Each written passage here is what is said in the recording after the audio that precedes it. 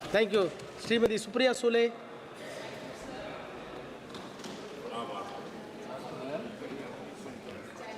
On the union budget, plus the union territories of J&K budget and the demands for grants for the union territory of J&Kashmir 24-25. I congratulate the Honorable Finance Minister on presenting her 6th budget. And every year we have a lot of expectations from her because India is no more insulated. It's a big global player over the last few decades. So everything that impacts globally impacts our country as well. So while we are talking about India, which she also, I think, mentioned in her budget speech, that even repercussions globally that is happening, what's happening in Europe, what's happening in South America, clearly is eventually going to affect our country as well. But I would like to make a small point before I get into the union budget, is that this is one more year after them making them a union territory against their wish, is we are passing Jammu Kashmir's territory bill and their demands of grants. Mr. Amit Shah ji, the Honorable Home Minister, had committed to this House that within a year they will hold elections and there will be the budget of the state will be discussed in their assembly. So I take this opportunity and request the Treasury benches to keep their word, and I hope next year elections are held in Jammu Kashmir and they pass their own budget in their own state. So I think this is a very important point and it must be done because if you can hold national elections, parliamentary elections are held in Jammu Kashmir, why aren't assembly elections? And anyway, you have committed to the court that by September they are supposed to hold the elections this year. So I don't know why we are doing the whole election of 24 and 25, but even if you are doing the budget, I request with full compassion and empathy for people of Jammu Kashmir. They deserve to make their own decisions for themselves. Well, the 4 engines of growth, sir, for a robust economy are investment, consumption, exports, and fiscal deficit. If you study the entire budget for the last decade of this entire government, I don't want to be a prisoner of the past and the history as the debate is going on from the Treasury bench, because actually I was disappointed with the Treasury bench today. We are used to such wonderful speeches even if they were opponents. And I miss most of them today, because today I think they probably had very less to say in their budget, because the Treasury bench only spoke about things which have happened 50 years ago. People have apologized and moved on. It has nothing to do with our economy and the future of this country or the growth of this country. So I want to speak only about the budget today, and I'm going to limit my entire speech to that. Sir, if you look at investments itself, now how much investments have come into this country? What was the idea of the investment and reducing the corporate tax? They reduced the corporate tax under the pretext, or maybe they thought it was a wonderful decision at their level, that you reduce the corporate tax so that more investments come. But that is not reflecting in the numbers that the government has given.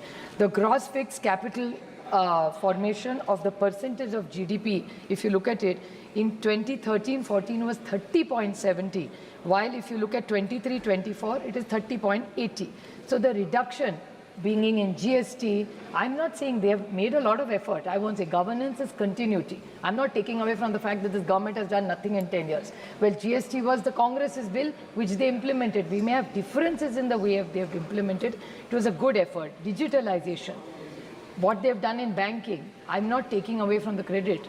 But at the same time, was it too little, too late to reduce corporate tax? Is that one reason why investments are not coming? And I think the government needs to even introspect that why investment, the environment is not as good as it should be. Consumption, sir.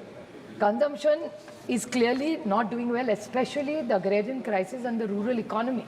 And data speaks for itself louder than you and me arguing about it. I'm not running the government down, but they need to accept that there is an agrarian crisis in this country. A new word, which I also have learned over the last few years, is shrinkflation.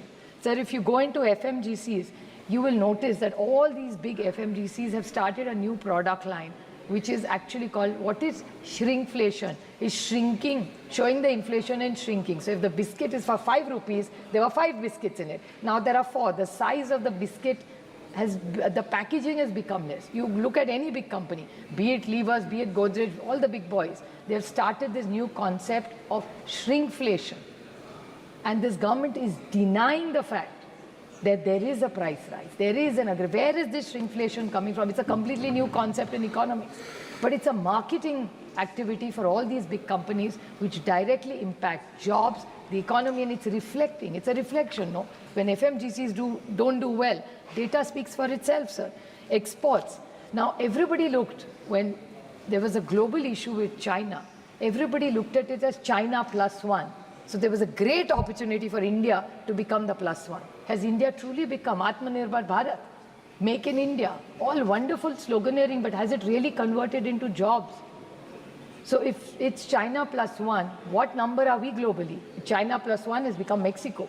China +1 has become Vietnam. China +1 has become Indonesia. We are at number 4 globally, sir. So with China +1, we haven't done as well as we should have done. And this was the sloganeering of this government when they had a clear mandate. They had a 300 MLA. They could have done anything they wanted. So what went wrong in Make in India? I think we all need to introspect of policies. What is just not no point changing policies. Change is inevitable in any economy. We understand that. Third, fourth is fiscal spending. Now, in fiscal spending, what is important is, yes, after the global issues, the slowing down, after the pandemic, well, India has recovered in the K-shaped, which it has. We will give credit. But who has really done well? I mean, the Honorable Finance Minister constantly spoke about fiscal deficit. Sir, the FRBM Act, which was a wonderful bill, even if the BJP and under the leadership of Atal Bihari Vajpayee ji, the act came, the UPA continued it because governance is continuity. It was a very good bill. We continued it. 3% for the states, and we should not cross 5% for the country. Yesterday, the Honorable Finance Minister said that 4.9 is what they're plugging at. Is it really going to stop at 4.9? Because my concern is once the supplementary demands come, I'm putting a number. I'm not saying my number is perfect, but I'm not a finance expert, nor am I an economist. But from whatever little that I read, it will probably go up to 5.6 is what is the rough estimate. Now, if the fiscal deficit goes, then what is this? What did we bring this law for?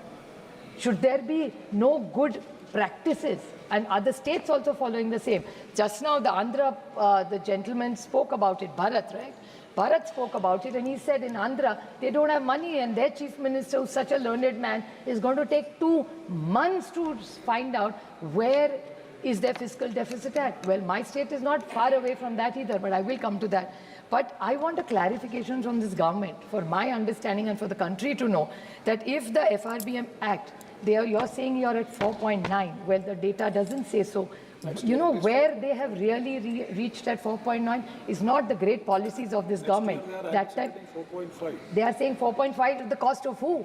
How are you reaching that 4 number? Because this is not the policies, then Modi government and now NDA government as they call themselves.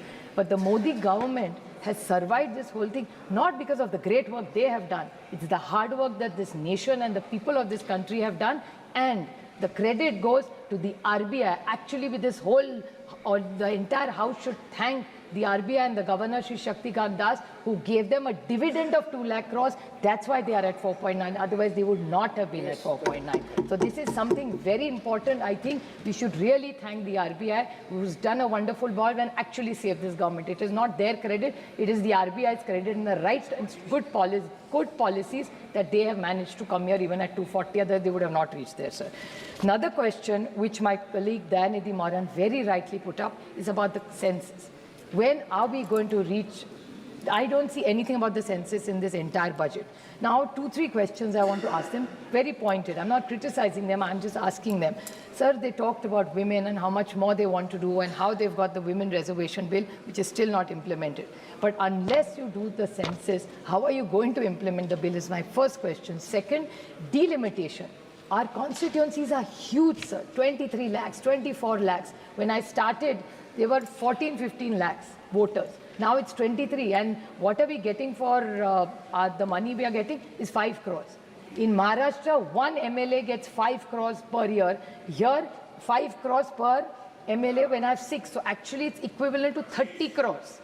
So the 6 crores per MLA, we are getting 5. So unless you do this delimitation, how are we going to manage through? So is the government thinking of doing this and where's the funding for it? And the other point is MP lads. Either you increase them or stop them. Because scrap it either or make them fit. Sir, because what is an MP doing? So what are we achieving? My MLA gets for 5 crores. I am also getting 5 crores. He is 3. Today 15. So what are we achieving? 30. So you are saying increase it to 15. We get 5, they get 15. So now it's every state varies. So why don't you increase this, sir?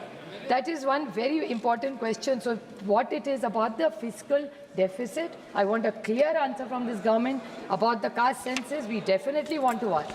They talk about just 2-3 very important points. I'll make it as short. I know my colleague is going to speak. Sir, in GST, everything you ask this government, they said the GST Council will decide. I want to ask 2 very small questions to the Honorable Finance Minister. That the Income Tax Department has unearthed one huge fake money changing.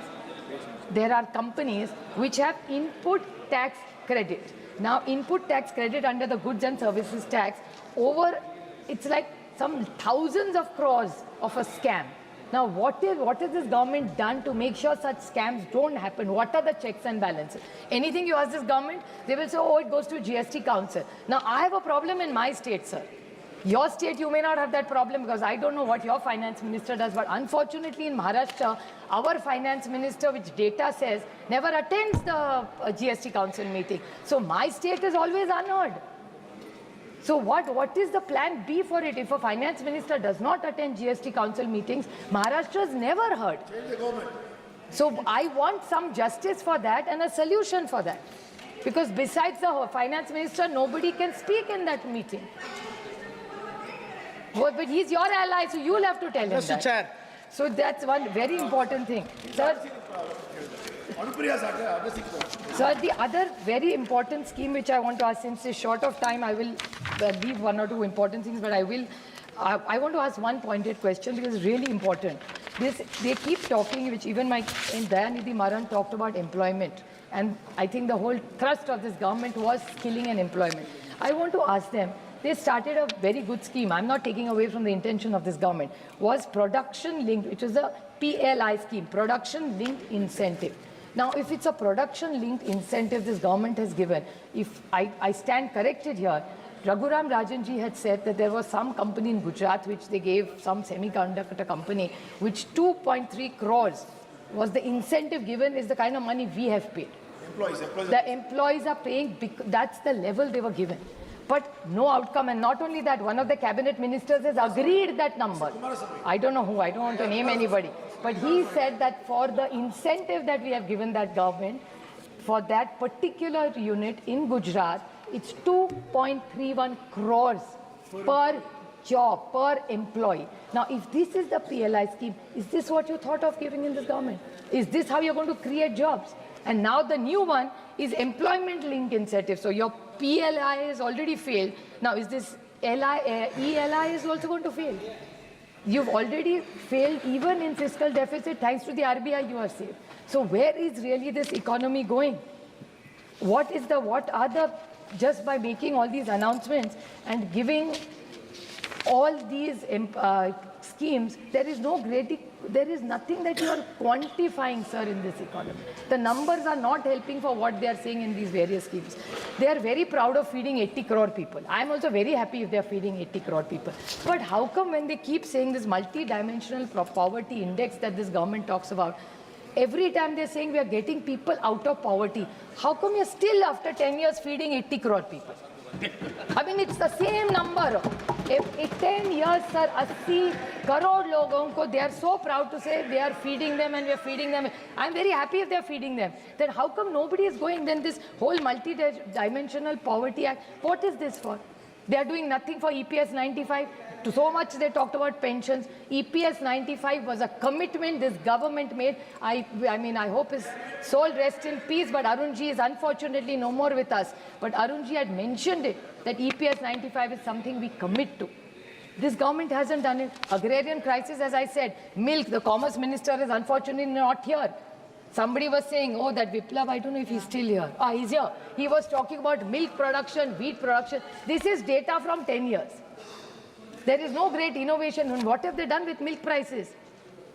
With exports, casein, onion, they lost 2 seats in Maharashtra only because of banning this onion. Their allies are begging them to allow onion exports. Nothing they have done. Even after losing 2-3 seats and after doing miserably, they have still not done, which is fine because then it helps us in the state. So it's okay. Once we come to government, we will make sure all agrarian and the farmer is respected, not just by hands me down and revdis as their favorite word is, but respectfully give MSPs to our farmers. It's their hard work that we are paying for. So I request this government, because according to very small, sir, according to the percentage of the GDP in agriculture, what is this budget is the increase over last 10 decades is only by not even 1%. In agriculture, it was 3.52, now it's only become 4.2. In health, from 1.15% of the GDP, it has gone to 1.85. Education, 1.8 has only become 3%. Infrastructure, their favorite, sir. Infrastructure, even in Maharashtra, they like only big ticket projects. They only work for infrastructure, and you know obviously why. So budget of 3. Then social justice is 1.5, is also not some great thing. So, sir, I just need to ask this government that they have to clearly in the reply give us what is the plan of this government, because I'm as concerned as Andhra, because they have just come to power and they're suffering, as they are saying. Same thing in Maharashtra. Every time there is no fiscal management in that state. So then why did we pass that bill? If there is no good discipline of finances, sir, this country will unfortunately, I with pain say this, would be a complete economical crisis. We don't want to go our neighbor's way. We want to be firm and committed to a robust country with good growth, with very good fiscal management, and a strict one. So I urge this government to kindly reply to all these questions and reassure us that I have no problem with what they've given to Andhra and Bihar, but please don't give us step treatment because of what the voters have decided, because this is a constitution. Elections have to be fair and just. Thank you. You made democracy. your point. Thank you. Thank you, made sir. your point.